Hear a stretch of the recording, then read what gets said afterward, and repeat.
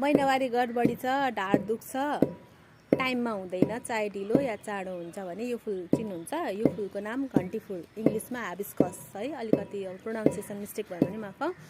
तर यो फुलले चाहिँ यस्तो इरेगुलर भएको महिनावारीलाई यति टाइममा ल्याउँदो रहेछ होइन। अनि ढाड दुख्ने, हातखुट्टा दुख्ने, कर्करी खानेलाई पनि एकदम राम्रो के।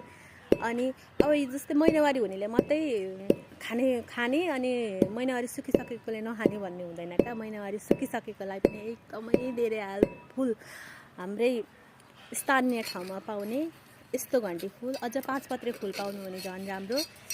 आज प्रेम दिवस होइन, प्रेम दिवसमा मेरी आमालाई सधैँभरि खानु है भनेर दिन आँटेको मैले। म चाहिँ सेवन गरिरहेको छु, राम्रो रिजल्ट पनि भइरहेछ। अब अझै हेर्दै जाउँ होइन, अझै लङ टाइम खाँदा चाहिँ राम्रो हुन्छ। मेरी आमालाई पनि अब ढाड दुख्छ, यसरी काम गरिराख्नुहुन्छ नि त।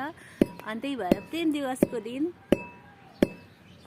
प्रेम दिवसको शुभकामना मम्मी। शुभकामना धेरै धेरै।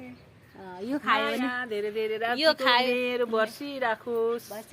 यो खायो भने के हुन्छ अरे? यो खायो भने ढाड दुख्दैन।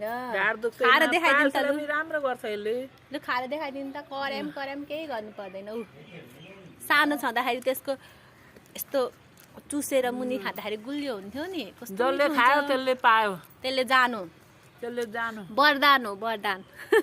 वरदान मिल्छ, वरदान आयुर्वेदिक औषधि। धन्यवाद, by by, see you soon। खै मम्मी एउटा उम्मा, अब उम्मा गर्नु। खै म गरौँ। प्रेम दिवसमा उम्मा गर्न पाइयो मम्मीलाई। आमा छोरीको प्रेम आमालाई भनेर साध्यै छैन। आमालाई हतपत उम्मा गरिँदैन रहेछ कि क्या।